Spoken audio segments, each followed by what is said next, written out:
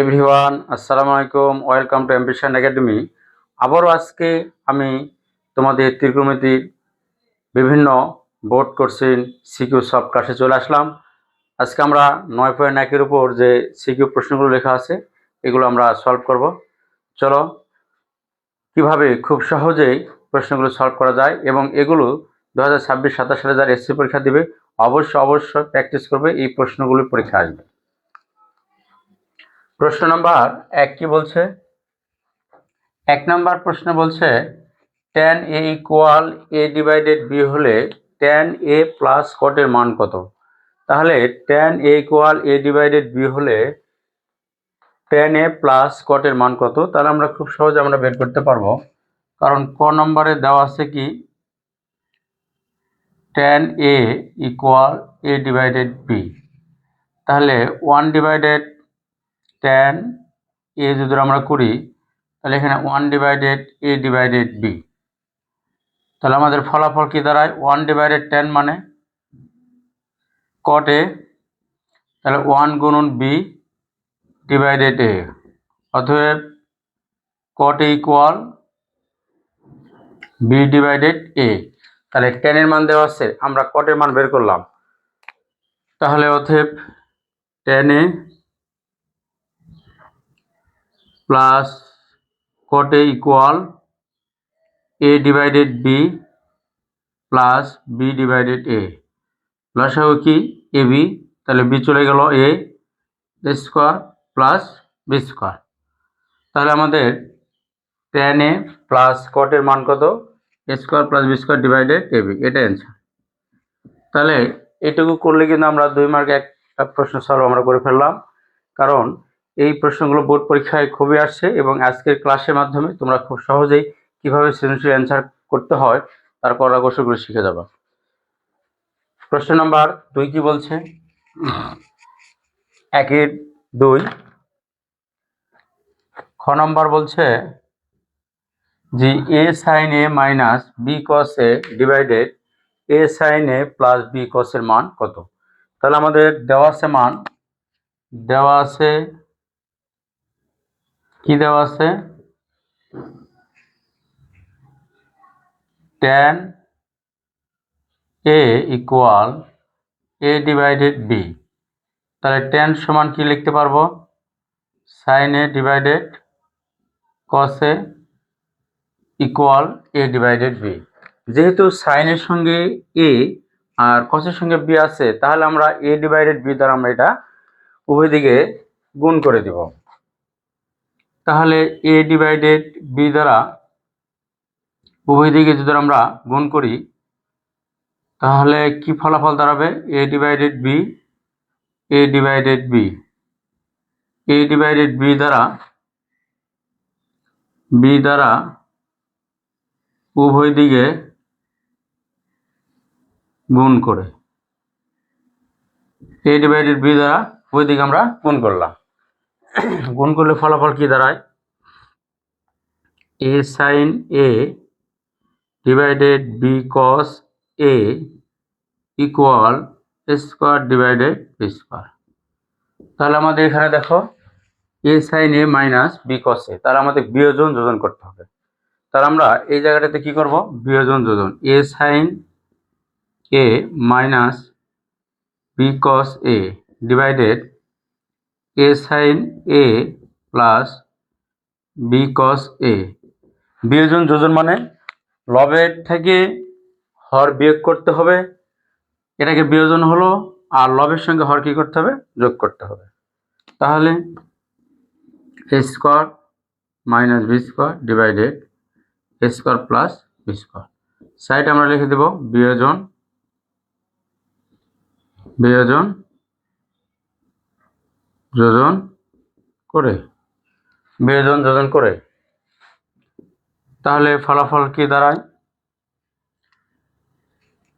অতএব a sin a minus b cos a divided a sin a plus b cos a equal a square minus b square divided a square plus b square. এটা answer. তাহলে খুব সহজেই কিন্তু আমরা দেখো অ্যান্সারগুলো বের করতেছি। ত্রিকোণমিতি এমন একটি অঙ্ক, সবসময় আমাদের একটি কথা মনে রাখতে হবে, সবসময় সাইন কসে ভেঙে দিতে হবে, অথবা আমাদের এক জাতীয় করতে হবে। তাহলে যেহেতু আমাদের সাইন কসে অঙ্কের অ্যান্সার চেয়েছে, এই জন্য আমরা সাইন কসে ভেঙে দিলাম। তাহলে টেন সমান সাইন ভাগ কস, তারপরে এ ডিভাইড বি দ্বারা উভয় দিয়ে গুণ করে দিলাম। বিয়োজন যোজন মানে লবের থেকে হর বিয়োগ, আবার লবের সঙ্গে কি হর যোগ। তাহলে উভয় দিকে আমরা বিয়োজন যোজন করলাম, তারপরে ফলাফল আমাদের কিন্তু চলে আসলো।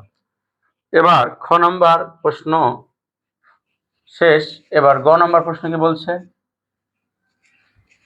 গ নম্বর প্রশ্ন বলছে a cube sine square a plus b cube cos square a divided a cube sine square a minus b cube cos square a.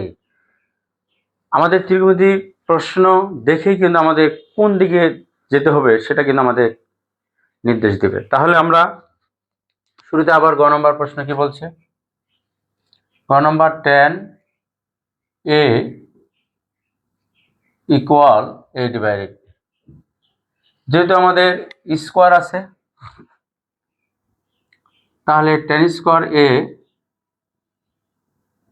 Equal A divided B, তার উপর কি হোল স্কোয়ার। তাহলে আমাদের sign square a divided cos square A square divided b square, উভয় দিকে বর্গ, উভয় দিকে বর্গ করে। ঠিক আছে, যেহেতু আমাদের সাইন স্কোয়ারের সঙ্গে এ কিউব আছে তাহলে এ দরকার, তাহলে a cube divided b cube দ্বারা আমরা কি করতেছি, উভয় দিকে গুণ করে দিচ্ছি। ঠিক আছে, এ স্কোয়ার ডিভাইড বি স্কোয়ার, এ কিউব ডিভাইডেড বি কিউব, উভয় দিকে এ কিউব বি কিউব দ্বারা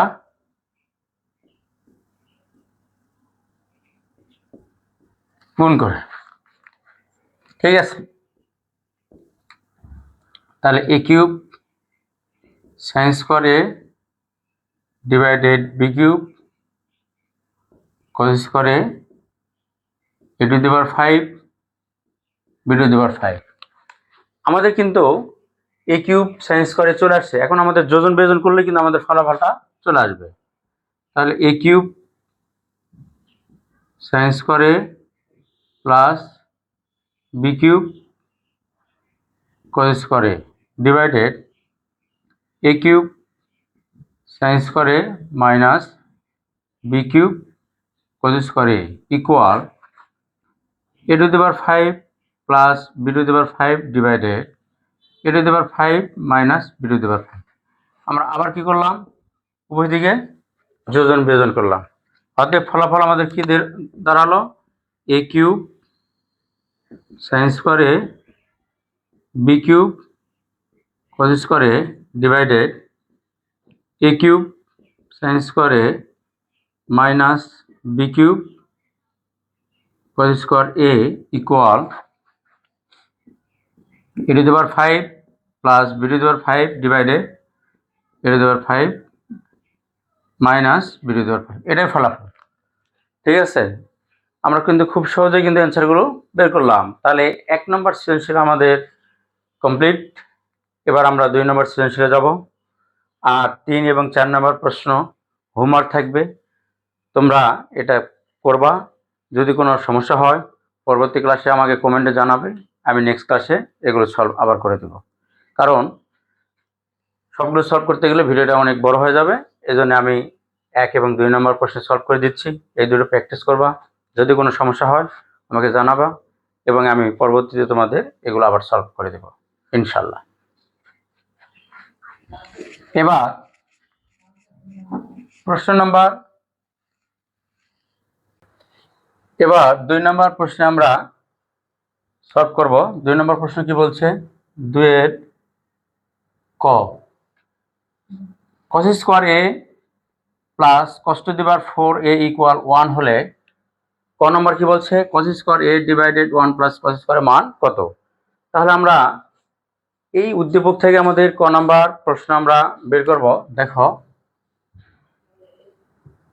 cos square a cos to the power 4a equal 1। তাহলে আমাদের কি করতে হবে? cos square a equal 1 minus cos to the power 4a। তাহলে cos square a 1 minus cos square a তার উপর কি square, cos square a 1 plus cos square a 1 minus cos square a। তাহলে আমাদের কি নিয়ে আসতে হবে? cos square a divided 1 plus cos square.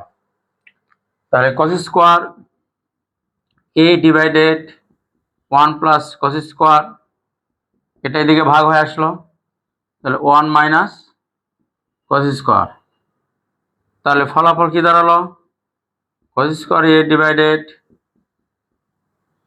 1 plus cos square, a square minus b square সূত্র কি a plus b into a minus b। ঠিক আছে, তাহলে আমাদের ক নম্বর প্রশ্নের সলভ আমরা করে ফেললাম। তারপরে এখন আমাদের খ নম্বর প্রশ্ন। খ নম্বর প্রশ্ন কি বলছে? cot two the power 4a minus cot square a equal কত? 1। তাহলে আমরা এখন খ নম্বর প্রশ্ন সলভ করব। খ নম্বর কি বলছে?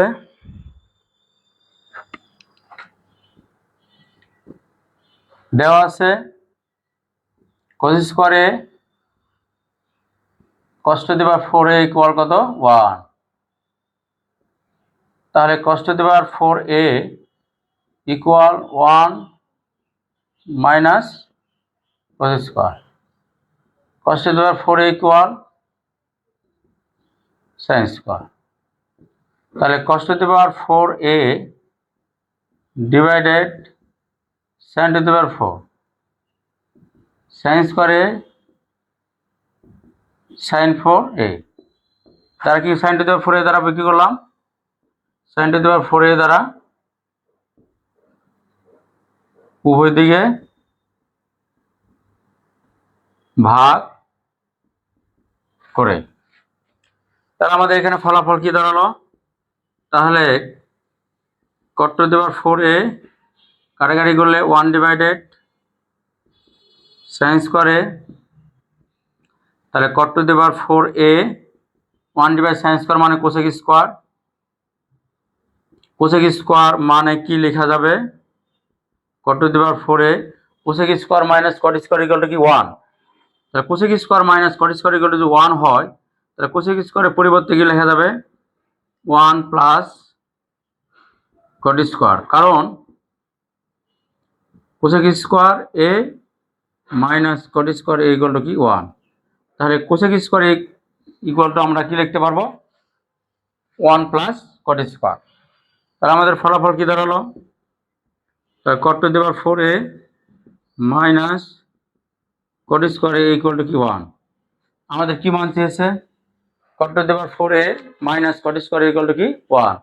তাহলে আমরা কিন্তু খুব সহজে কিন্তু খ নম্বর অ্যান্সার বের করলাম, প্রমাণিত।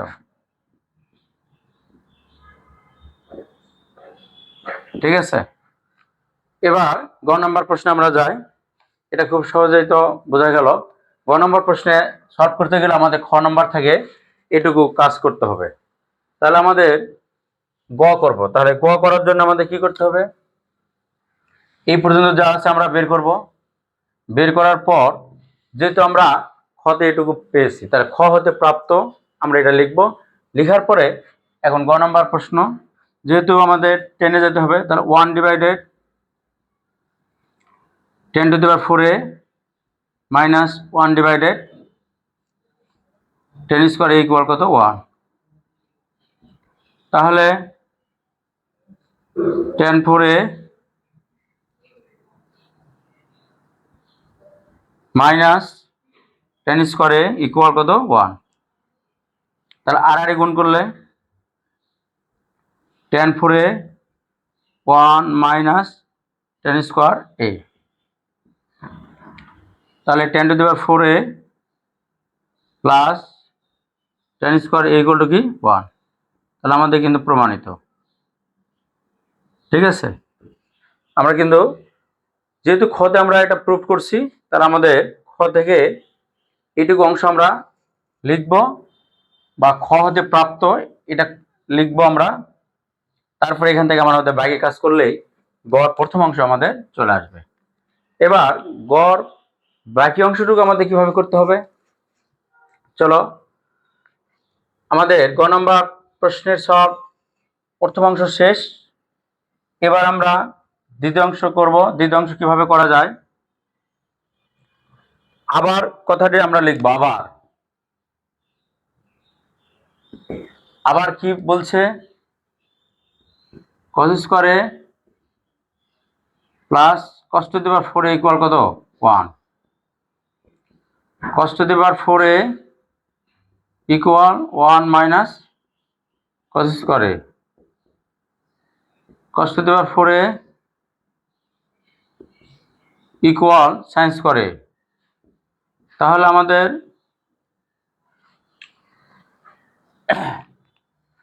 এখানে আমাদের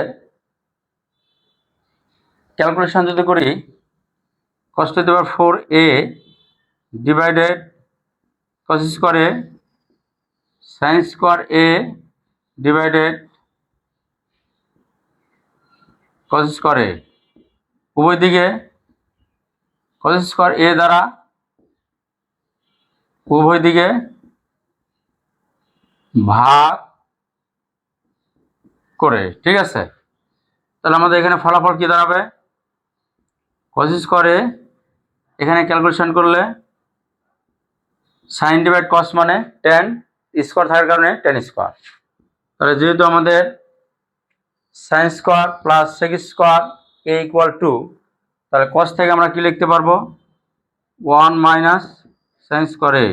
tan থেকে কি লিখতে পারবো sec square minus tan square equal to, যেহেতু 1, তাহলে sec square minus tan square equal to যদি 1 হয়, তাহলে আমরা কি লিখতে পারবো sec স্কয়ার